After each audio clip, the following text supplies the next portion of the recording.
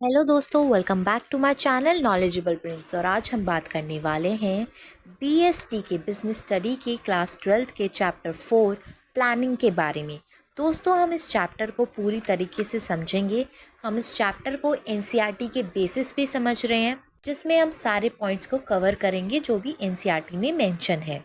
मैंने already chapter 1 और 3 की वीडियो डाली है अपनी चैनल पे, आप जाके देख सकते हैं। अगर आपको वीडियो ढूंढने में मुश्किल हो तो आप हमारे चैनल में जाके प्लेलिस्ट में सर्च कर सकते हैं।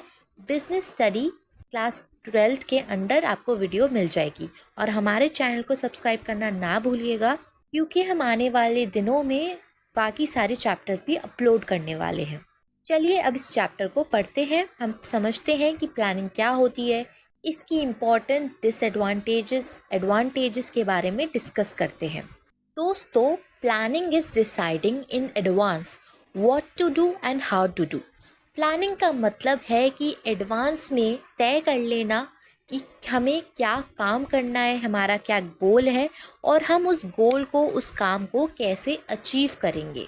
प्लानिंग एक ज़रिया है जिसकी वजह से हम एक गैप को फिल कर सकते हैं कि हम अभी कहाँ पे हैं, वेयर वी आर, एंड हमें कहाँ तक जाना है, where we want to go. For example, अगर आपको डॉक्टर बनना है, आपको शुरू से प्लानिंग करनी होगी। आपको 11th-12th में CB या PCMB लेनी पड़ेगी। फिर आपको जो है मेडिकल एग्ज़ाम्स क्लियर करने पड़ेंगे अच्छे कॉलेजेस के लिए। उसके बाद आप अपनी मनचाही डिग्री को पा सकते हैं। तो हमें शुरू से प्लानिंग करनी पड़ती है कि हमें कहाँ तक जाना है और इस वक्त हम कहाँ पे हैं। तो प्लानिंग उस गैप को फिल करता है। प्लानिंग का काम होता है कुछ ऐसे ऑब्जेक्टिव्स बनाना जिसकी वजह से हम ऐसे अप्रोप्रिएट एक्शंस ले सके जो हमें मदद करे हमारे गोल को अचीव करने में। जैसे कि आप लोगों ने कॉमर्स ली होगी ताकि आप लॉयर बन सके या फिर आप सीए बन सके। 12th पूरी करने के बाद सीए का एग्ज़ाम देंगे, प्रिपरेशन करेंगे। तो ये सब क्या है, प्लानिंग का पार्ट है। As an example I am saying, ये एक प्रोसेस होता है प्लानिंग जो हमें मदद करता है कुछ ऑब्जेक्टिव्स को तय करने में, कुछ गोल सेट करने के लिए, जिससे हम फ्यूचर में एक्शंस ले सकें कुछ ऐसे जिससे जो हमारा अल्टीमेट गोल है उसको हम फुलफिल कर सकें। दोस्तों, अब बात करते हैं इसकी इम्पोर्टेंस की। पहला पॉइंट है इट प्रोवाइड डायरेक्शन। दोस्तों, प्लानिंग से हमें डायरेक्शन मिलती है कि हम कैसे वो काम करें। जब हम पहले से ही डिसाइड कर लेते हैं कि काम कैसे होगा तो हमें डायरेक्शन मिल जाती है उस काम को परफॉर्म करने के लिए। नेक्स्ट पॉइंट है it reduce risk of uncertainty. जब हम पहले से ही डिसाइड कर लेंगे कि हमें क्या काम करना है तो हम ना सारे फैक्टर्स को सोचते हैं। जैसे कि अभी हमने बात करी सीए की, तो हम सोचेंगे यार सीए करने के लिए तो हमें प्रिपरेशन करनी पड़ेगी, शायद कोचिंग लेनी पड़े, में ये सब्जेक्ट्स प्रिपेयर करने पड़ेंगे। अभी से हम 11th-12th में अगर ये सब्जेक्ट पढ़ लेंगे तो हमारे लिए इजी हो जाएगा सीए फर्स्ट अटेम्प्ट में ही क्लियर करना। तो हमारी जो अनसर्टिनिटी है रिस्क की, वो थोड़ी रिड्यूस हो गई। जब हम पहले से प्रिपेयर हो गए तो हमारी लाइफ में जो रिस्क है वो थोड़ा कम हो गया। तो प्लानिंग मदद करती है रिस्क को कम करने में। नेक्स्ट पॉइंट है reduce overlapping and wasteful activities. Planning अलग अलग डिवीजन में अलग डिपार्टमेंट्स और इंडिविजुअल के एफर्ट को कोऑर्डिनेट करती है। अगर एक ऑर्गेनाइजेशन है तो उसमें अलग डिपार्टमेंट्स होंगे और उन सब को प्लानिंग के थ्रू हम कोऑर्डिनेट कर सकते हैं। मिलजुल कर लोग काम कर सकते हैं अगर एक प्रॉपर प्लान बना हुआ होगा ऑर्गेनाइजेशन का। प्लानिंग की वजह से कंफ्यूजन और मिसअंडरस्टैंडिंग जो है वो दूर रहती है, क्योंकि प्लानिंग थॉट और एक्शन में क्लैरिटी देता है, जिसकी वजह से यूज़लेस एक्टिविटीज़ जो है वो रिड्यूस हो जाती है। जब लोगों को पहले से पता है कि उन्हें क्या काम करना है तो वो बेमतलब में अपना टाइम, अपनी रिसोर्सेज क्यों बर्बाद करेंगे फालतू की एक्टिविटीज़ करने में। प्लानिंग इनएफिशिएंसी को डिटेक्ट करके करेक्ट मेजर्स भी लेती है। मतलब पहले से अगर हम डिसाइड कर लेंगे कि हमें क्या क्या करना है तो हमें थोड़ा बहुत ना नॉलेज होती है कि यार ऐसा भी हो सकता है, अगर ये काम नहीं करा तो उसके बाद मैं क्या करूँ। तो इंसान के पास एक प्लान भी रहता ही है। तो ऑर्गेनाइजेशन में प्लानिंग मदद करती है लोगों को वेस्टफुल जो एक्टिविटीज़ है उसको रिड्यूस करने में। नेक्स्ट पॉइंट है रिमोट इनोवेटिव आइडियाज़। प्लानिंग नए नए आइडियाज़ को प्रमोट करती है, क्योंकि प्लानिंग मैनेजमेंट का पहला फंक्शन है जो नए प्लान्स को कॉन्क्रीट आइडिया में बदल देते हैं। ये मैनेजमेंट के लिए सबसे चैलेंजिंग एक्टिविटी होती है, क्योंकि ये फ्यूचर एक्शन को गाइड करती है, जो बिजनेस के ग्रोथ में, प्रॉस्पेरिटी में मदद करते हैं। तो एक अच्छी प्लानिंग से जो हमारा गोल है वो अचीव हो सकता है। अगर प्लानिंग में नए नए आइडियाज़ हो जो कि दूसरों से अलग हो, यूनिक हो, तो वो मदद कर सकते हैं ऑर्गेनाइजेशन को कि वो अपने गोल को अचीव कर पाए। नेक्स्ट पॉइंट है फैसिलिटेट डिसीजन मेकिंग। अगर कोई इंसान प्लान बना रहा है फ्यूचर के लिए, तो जब वो फ्यूचर में वो काम करेगा उस वक्त पे उसकी प्लानिंग जो है उसको मदद करेगी फैसला लेने में, डिसीजन मेकिंग में। प्लानिंग मैनेजर को इन अ ऑर्गेनाइजेशन फ्यूचर देखने और अलग अलग ऑप्शंस के कोर्स ऑफ एक्शन में मदद करती है। मैनेजर को अलग अलग ऑप्शंस को इवैल्यूएट करना पड़ता है, देखना पड़ता है कि कौन सा ऑप्शन उसके गोल के लिए अच्छा है। प्लानिंग के अंदर कुछ टारगेट को सेट किया जाता है और फ्यूचर को प्रिडिक्ट किया जाता है, जो रैशनल डिसीजन लेने में मदद करता है। नेक्स्ट पॉइंट है establish standard of controlling. Planning में कुछ गोल सेट किए जाते हैं। पूरा मैनेजरल प्रोसेस जो है वो काम करता है प्री डिटरमाइंड गोल्स पे, through planning, staffing, organising, directing और कंट्रोलिंग। प्लानिंग वो स्टैंडर्ड गोल्स को सेट करती है जो हमारे मैनेजरल फंक्शन जो है कंट्रोलिंग में मदद करता है। कंट्रोलिंग में मैंने आपको पहले बताया था कि कंट्रोलिंग में जो स्टैंडर्ड परफॉर्मेंस है उसको कंपेयर किया जाता है ऑर्गेनाइजेशन की करंट परफॉर्मेंस के साथ। तो वो जो स्टैंडर्ड परफॉर्मेंस है वो हमने कब तय की? प्लानिंग जब हम कर रहे थे उस वक्त पे हमने तय की थी। तो वो कंट्रोलिंग में हेल्प कर रही है कि हमारे कुछ गोल्स थे लेकिन हमारे ऑर्गेनाइजेशनल ने कुछ दूसरे गोल्स को परफॉर्म किया है। तो इस स्टैंडर्ड डिसीजन की वजह से हम करेक्टिव मेजर्स ले सकते हैं जिसकी वजह से हमारे ऑर्गेनाइजेशन का ग्रोथ और डेवलपमेंट हो सके। इसलिए प्लानिंग कंट्रोलिंग फंक्शन के लिए नेसेसरी है। अब बात करते हैं फीचर्स ऑफ प्लानिंग की। पहला पॉइंट है planning focuses on achieving objectives. दोस्तों हर ऑर्गेनाइजेशन अगर कोई एग्जिस्ट करती है तो उसका कुछ पर्पस होगा, कुछ गोल होगा। प्लानिंग का मेन मोटिव होता है गोल्स को कैसे अचीव किया जाए। अगर आप कोई ऑर्गेनाइजेशन, कोई बिजनेस सेट करते हो तो ये नहीं कि लो पैसे मेरी दुकान खोल दो। आप एक प्लानिंग करते हो कि आपको कौन से रिसोर्सेज चाहिए, कितने लोग चाहिए, क्या क्या चीज़ें चाहिए बेचने और ख़रीदने के लिए। तो ऑब्वियसली आप कुछ प्लान तो करते हो, ये तो नहीं बस जाके एक दुकान पे बैठ गए।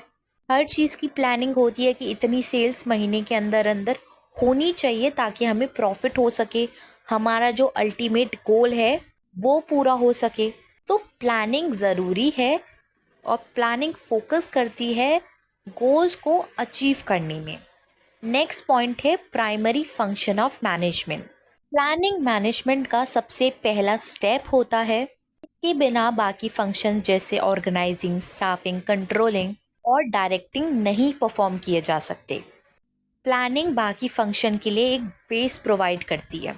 अगर स्टाफिंग की बात करें, अगर आपको पता ही नहीं है कि कितने लोग चाहिए आपको ऑर्गेनाइजेशन में काम करने के लिए, तो आप स्टाफिंग कैसे कर सकते हो? आप लोग रख के अपने आप का लॉस कैसे कर सकते हो?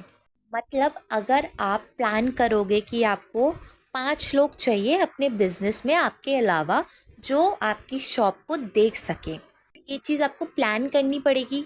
सपोज़ आपको ज़रूरत 5 लोगों की है, आपने हायर भाई 20-25 कर लिए, तो आपका तो लॉस ही होगा, वो फ्री में तो काम नहीं करेंगे ना आपके लिए। इस वजह से प्लानिंग करनी ज़रूरी है। और इसके अलावा जैसे कंट्रोलिंग फंक्शन में अभी हमने बात की है कि स्टैंडर्ड परफॉर्मेंस को सेट करना ज़रूरी है, जो कि प्लानिंग करती है। इसलिए प्लानिंग प्राइमरी फंक्शन है मैनेजमेंट का। नेक्स्ट पॉइंट है all pervasive. Planning is all pervasive. Planning her level पर ज़रूरी है, हर डिपार्टमेंट में ज़रूरी है। सिर्फ टॉप मैनेजमेंट का काम नहीं है प्लानिंग करना, बल्कि हर लेवल पे, हर डिपार्टमेंट में प्लानिंग करना ज़रूरी है ताकि गोल्स को पूरा कर सकें। इसको एग्जाम्पल से समझते हैं। मान लीजिए टॉप मैनेजमेंट ने एक टारगेट रखा है कि हमें 1 लाख रुपए अर्न करने हैं, प्रॉफिट अर्न करना है अपने प्रोडक्ट से। XYZ उनका प्रोडक्ट है। तो अलग अलग डिपार्टमेंट्स होते हैं एक ऑर्गेनाइजेशन के अंदर। तो फाइनेंस डिपार्टमेंट का काम है कि प्रोडक्ट जो है उसकी कॉस्टिंग करना, उसकी सेल्स का कितना प्रॉफिट आ रहा है वो देखना, कितना एक्सपेंस लग रहा है मार्केटिंग और एडवर्टाइजिंग में वो देखना, प्रमोशन में वो सब देखना फाइनेंस डिपार्टमेंट का काम है। इसके अलावा मार्केटिंग टीम का ये काम है कि वो कौन कौन सी टेक्निक्स को, प्रमोशन को यूज़ करे ताकि उनका जो प्रोडक्ट है वो मार्केट में चल सके।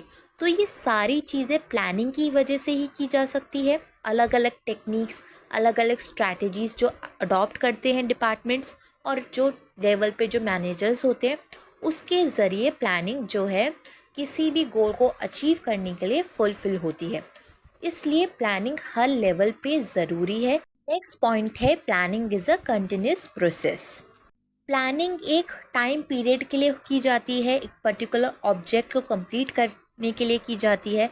लेकिन जब वो ऑब्जेक्ट, वो टारगेट पूरा हो जाता है तो नई प्लानिंग की जाती है, दोबारा से प्लानिंग की जाती है नए गोल्स को अचीव करने के लिए। इसलिए प्लानिंग एक कंटिन्यूस प्रोसेस है जो फ्यूचर कंडीशंस को प्रिडिक्ट करके बनती है। ये एक साइकिल की तरह है। ये एक प्लान बनता है, इम्प्लीमेंट होता है, उसके बाद एक नया प्लान बनता है। इसलिए प्लानिंग इज़ कंटिन्यूस प्रोसेस।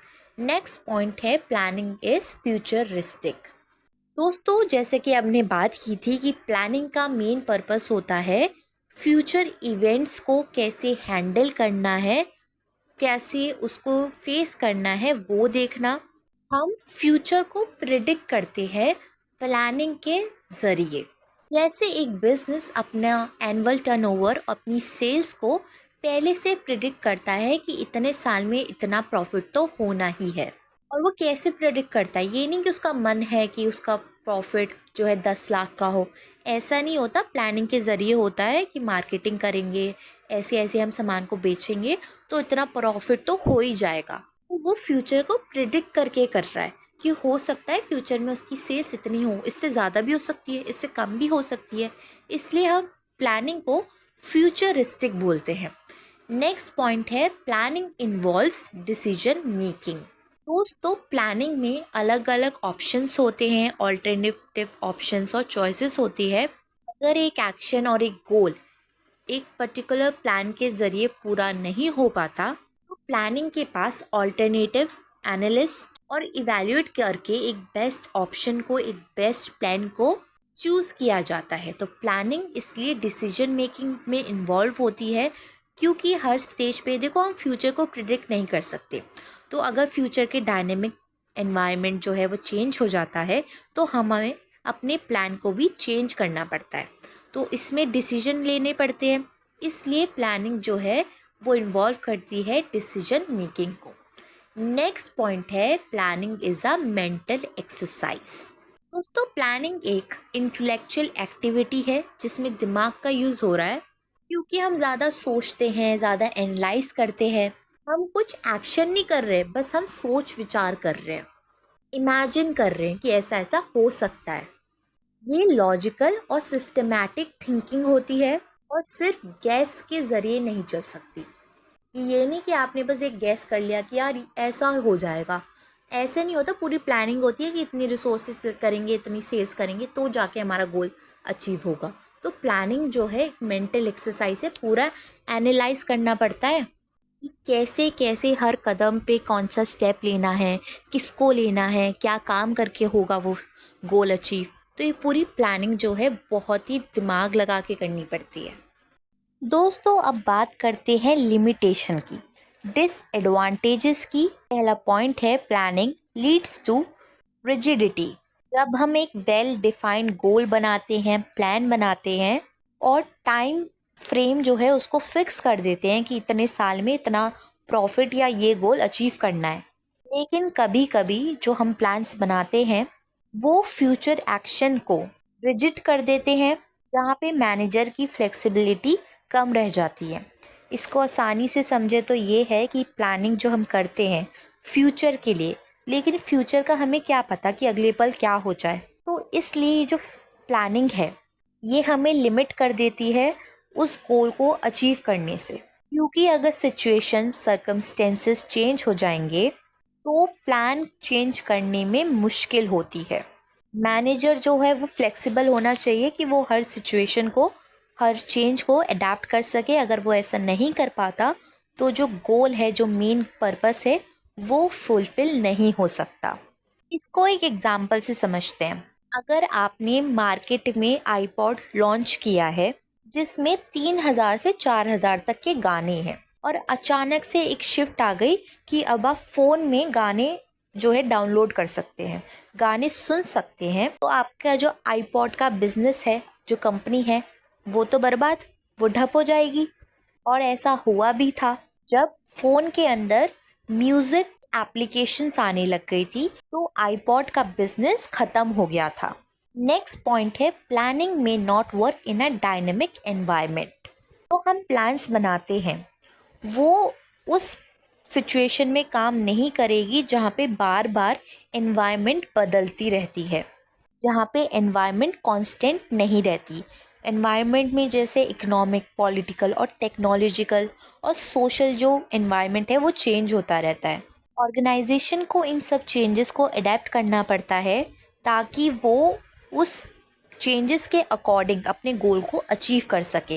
अगर इकोनॉमिक पॉलिसीज चेंज हो जाती है या पॉलिटिकल कंडीशन अनस्टेबल हो जाएगी या कोई नेचुरल कैलामिटी आ जाती है, नेचुरल डिजास्टर हो जाता है, तो फ्यूचर प्रिडिक्ट करना वो मुश्किल हो जाता है। मार्केट में कंपटीशन भी फाइनेंशियल प्लान को इफ़ेक्ट कर सकते हैं, इसलिए प्लानिंग हो सकता है डायनेमिक एनवायरनमेंट में काम ना करे। नेक्स्ट पॉइंट है reduce creativity. Planning top management के द्वारा की जाती है। इसका मतलब कि मिडिल मैनेजमेंट को या दूसरे डिपार्टमेंट को उन प्लान्स को छेड़ने का कोई हक नहीं है। उन लोगों को कोई अथॉरिटी नहीं दी जाती कि उन प्लान्स को चेंज कर सके। तो उन लोगों की जो क्रिएटिविटी है, उनके जो आइडियाज़ है, वो एक लिमिट में रह जाते हैं। वो अपने आइडियाज़ को शेयर नहीं कर सकते क्योंकि जो टॉप मैनेजमेंट है वो सारे डिसीजंस लेता है। इस वजह से जो लोग वहाँ पे काम कर रहे होते, जो एम्प्लॉयज़ होते हैं, उनकी क्रिएटिविटी लिमिटेड रह जाती है या रिड्यूस हो जाती है। नेक्स्ट पॉइंट है ह्यूज कॉस्ट। प्लानिंग के काम में बहुत टाइम और पैसा लगता है। जैसे कि फैक्ट्स चेक करने में भी बहुत टाइम लगता है। अगर आप कुछ प्लान कर रहे हो, किसी प्रोडक्ट के बारे में जानकारी इकट्ठी कर रहे हो या फिर आप जानना चाहते हो कि मार्केट में कौन सा ट्रेंड चल रहा है, तो वो थोड़ा टाइम कंज्यूमिंग प्रोसेस होता है और इसमें खर्चा भी होता है क्योंकि अलग अलग बोर्ड मीटिंग्स रखी जाती है, प्रोफेशनल एक्सपर्ट बुलाए जाते हैं, फाइनेंशियल एडवाइज़र बुलाए जाते हैं डिस्कस करने के लिए कि हमें कौन कौन से स्टेप्स लेने ज़रूरी हैं। इसलिए प्लानिंग टाइम कंज्यूमिंग है और ये ह्यूज कॉस्ट भी इन्वॉल्व करती है। नेक्स्ट पॉइंट है planning does not guarantee success. Organisation की सक्सेस तभी पॉसिबल है जब प्लान्स को सही तरीके से बनाया जाए और इम्प्लीमेंट किया जाए। अगर प्लान्स एक्शंस से मैच नहीं करेंगे तो हमारा गोल या पर्पस मीनिंगलेस रह जाएगा। और तो और प्लानिंग जो है हमें गारंटी नहीं देती कि हमारी जो प्लानिंग है वो फ्यूचर के जो इवेंट्स है उसको फुलफ़िल कर पाएगी। अगेन क्योंकि फ्यूचर जो है उसकी कोई गारंटी नहीं होती है, इसलिए हमारे जो प्लान्स है वो ख़राब भी हो सकते हैं और हो सकता है कि वो बन भी जाए। कोई गारंटी नहीं होती, कुछ भी हो सकता है। अब बात करते हैं प्लानिंग के प्रोसेस की। पहला स्टेप है सेटिंग ऑब्जेक्टिव। हर ऑर्गेनाइजेशन का कोई पर्पस होता है, कोई गोल्स होता है। ये ऑब्जेक्टिव पूरी ऑर्गेनाइजेशन के लिए, हर डिपार्टमेंट के लिए सेट हो सकते हैं। जो ऑब्जेक्टिव है, जो गोल है, वो क्लियर होना चाहिए ताकि हर किसी को पता हो कि उन्हें क्या गोल अचीव करना है। जैसे ऑर्गेनाइजेशन का गोल 20% सेल्स है, तो हर डिपार्टमेंट को अपने तरीके से कुछ गोल्स को सेट करना होगा ताकि वो मेन गोल को, मेन पर्पस को फुलफिल कर सके। नेक्स्ट पॉइंट है डेवलपिंग प्रेमिसेस। प्लानिंग फ्यूचर के लिए होती है जो कि अनसर्टेन है, मतलब कि हमें नहीं पता कि फ्यूचर में क्या होगा। वो जो प्लानर्स है, जो प्लान बनाते हैं, उनको कुछ अजम्पशन करनी पड़ती है, देखना पड़ता है, सोचना पड़ता है कौन कौन से स्टेप्स ले ताकि वो गोल अचीव हो सके। स्टेप है इवैल्यूएटिंग ऑल्टरनेटिव कोर्सेज। जब एक्शन लेने का समय आता है, एक्शन को अलग अलग तरीक़ों से सोचना पड़ता है, ज़्यादा ऑल्टरनेटिव ऑप्शन को जनरेट करना पड़ता है, ग्रुप डिस्कशन करना पड़ता है ताकि एक फ़ैसला ले सके कि कौन सा प्लान बेहतर है उस गोल को अचीव करने के लिए। नेक्स्ट ऑप्शन है सिलेक्टिंग एन ऑल्टरनेटिव। तो हमने गोल्स बना लिए, सेटिंग ऑब्जेक्टिव्स, उसके बाद हमने डेवलप किया, कुछ अजम्पशंस के बारे में बात की जो हमें लेने पड़ते हैं कि उस गोल तक कैसे पहुंचेंगे। उसके बाद हम अलग अलग कोर्सेस ऑफ एक्शन को ढूंढते हैं, अलग अलग रास्तों को ढूंढते हैं ताकि वो गोल्स अचीव हो सके। उसके बाद उन रास्तों को, उन एक्शंस को, उन कोर्सेस को इवैल्यूएट करते हैं, कौन सा स्टेप, कौन सा प्लान सही रहेगा उस गोल को अचीव करने के लिए। फिर हम उनमें से एक गोल को सिलेक्ट कर लेते हैं। जो गोल बेहतर होता है, जो गोल हमें मदद करता है, हमें लगता है डिस्कशन के बाद कि ये गोल परफेक्ट रहेगा उस अल्टीमेट मेन गोल और ऑब्जेक्टिव को फुलफिल करने के लिए, हम उस प्लान को चूज़ कर लेते हैं। नेक्स्ट स्टेप है इम्प्लीमेंटिंग द प्लान। हमने अब उस प्लान को चूज़ कर लिया है, अब हम उस प्लान को एक्शन में डेवलप करते हैं। अलग अलग डिपार्टमेंट, जो भी एम्प्लॉयज़ हैं, उन सबको उस अल्टीमेट गोल के बारे में बताते हैं ताकि हम वो मेन गोल अचीव कर सकें। अलग अलग डिपार्टमेंट फिर अपने गोल्स बनाते हैं ताकि वो मेन पर्पस को फुलफ़िल कर सके। इसके बाद फॉलो अप एक्शन।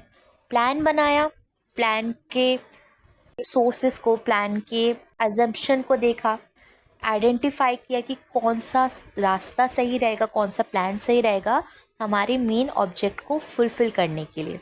उस गोल को, उस पाथ को, उस प्लान को हमने इवैल्यूएट करा कि ये वाला पाथ सही रहेगा, हमने सेलेक्ट करा, हमने उस प्लान को इम्प्लीमेंट कर दिया कि अब तो स्टार्ट कर दो। अब हम उसको देखेंगे, जो हमने ऑब्जेक्टिव सेट करा था, क्या वो प्लान, क्या वो ऑब्जेक्टिव फुलफ़िल हुआ है कि नहीं। अगर वो फुलफ़िल नहीं हुआ तो हम कुछ करेक्टिव मेजर्स लेंगे ताकि हम कुछ चेंजेस ला सके, कुछ इम्प्रूवमेंट ला सके, जिससे ऑर्गेनाइजेशन की ग्रोथ और डेवलपमेंट हो सके। आई होप आपको प्लानिंग प्रोसेस अच्छे से समझ में आ गया होगा। अब बात करते हैं टाइप्स ऑफ प्लान्स की। दोस्तों, ऑर्गेनाइजेशन में प्लान ज़रूरी है ताकि वो हमें गाइड कर सके, लेकिन कौन सा प्लान सही रहेगा वो हम तय करते हैं कि हमारा पर्पस क्या है, हमारा टाइम हॉरिजन कितना है। दो टाइप के मेन प्लान होते हैं, सिंगल यूज़ प्लान और standing plans. Single use plan वो प्लान होता है जो सिर्फ वन टाइम इवेंट के लिए होता है और फ्यूचर में उसको रिपीट नहीं करा जाता। ये प्लान्स टेम्परेरी होते हैं, इनकी ड्यूरेशन 1 दिन से कुछ महीने तक की हो सकती है। जैसे कि कोई नया डिपार्टमेंट खोलना है तो उसका प्लानिंग करना। वहीं पे स्टैंडिंग प्लान एक लॉन्ग पीरियड के लिए होते हैं जो रेगुलर डेली बेसिस पे ऑर्गेनाइजेशन को मदद करे कि वो स्मूथली काम कर सके। प्लान के अंदर रोज़ाना नए नए डिसीजन लिए जाते हैं ताकि मेन ऑब्जेक्टिव को फुलफ़िल कर सके।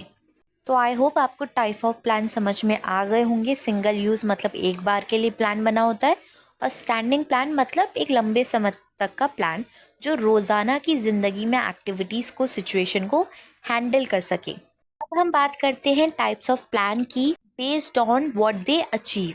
पहले बात करते हैं ऑब्जेक्टिव की।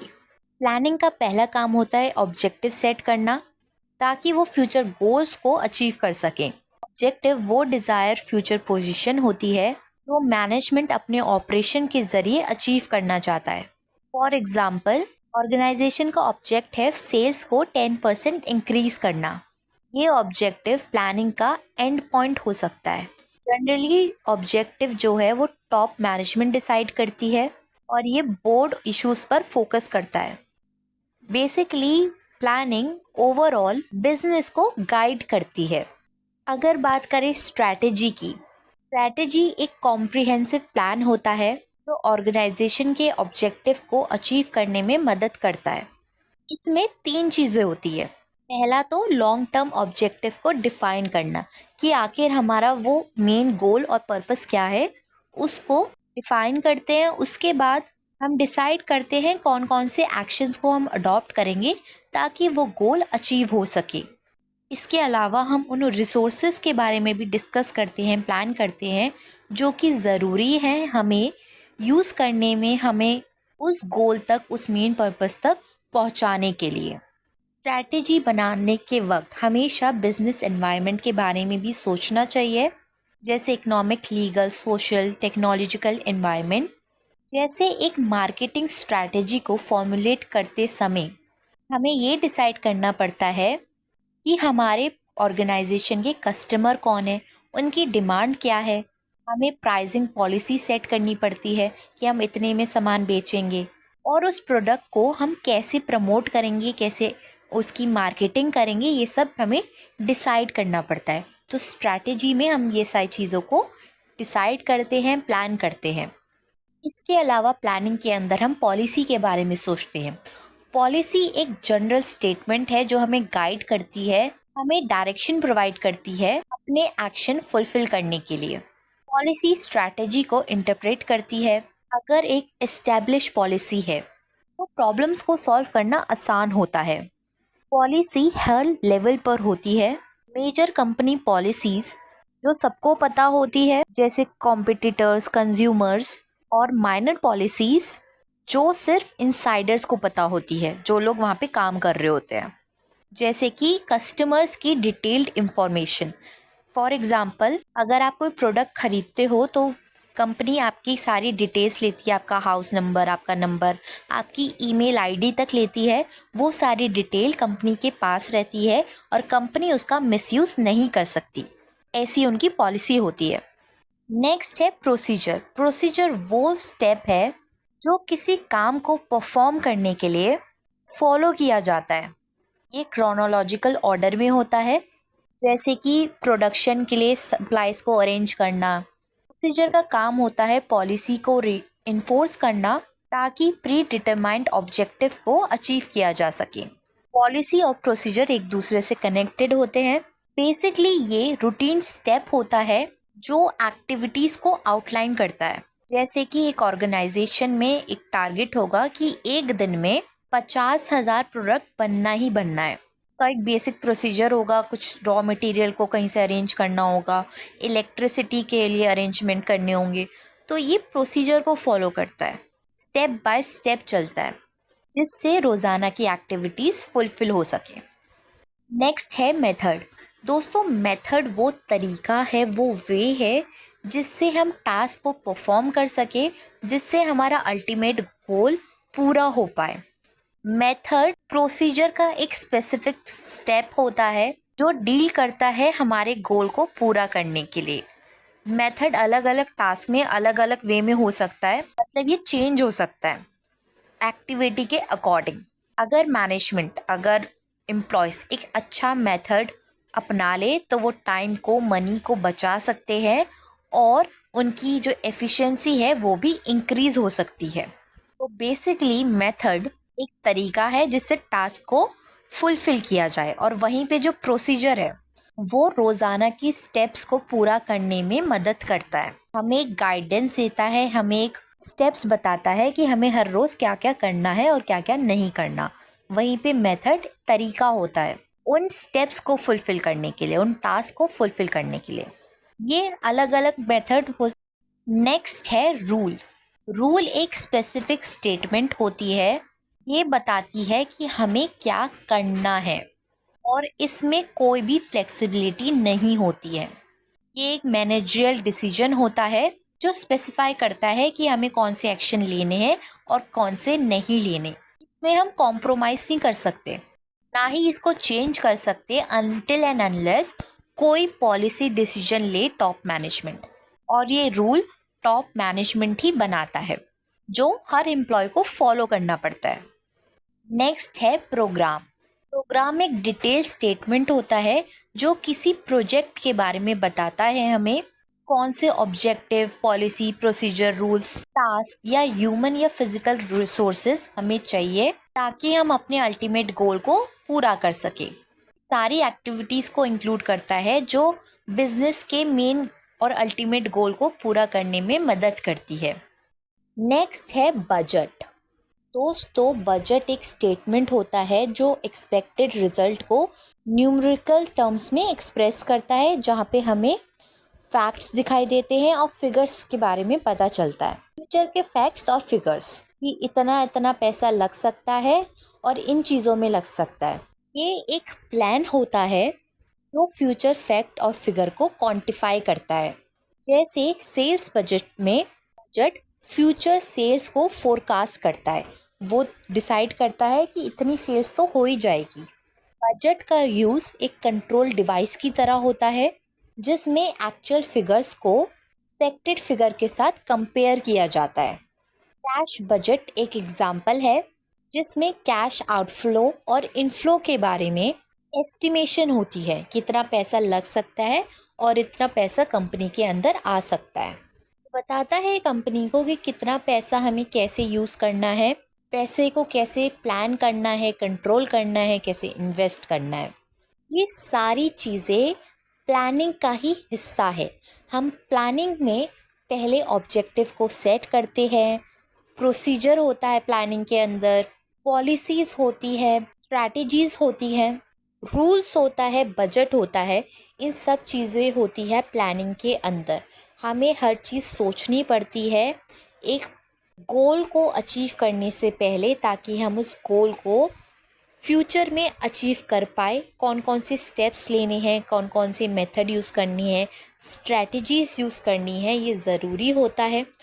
बजट डिसाइड करना पड़ता है कि इतने एक्सपेंस होना चाहिए, इतना रेवेन्यू आना चाहिए कंपनी में, ताकि हम सारी फ्यूचर जो प्रिडिक्शन हमने की है उसको ध्यान में रखते हुए अपने गोल को अल्टीमेटली अचीव कर पाए। आई होप आपको प्लानिंग का चैप्टर समझ में आ गया होगा। आज के लिए बस इतना ही।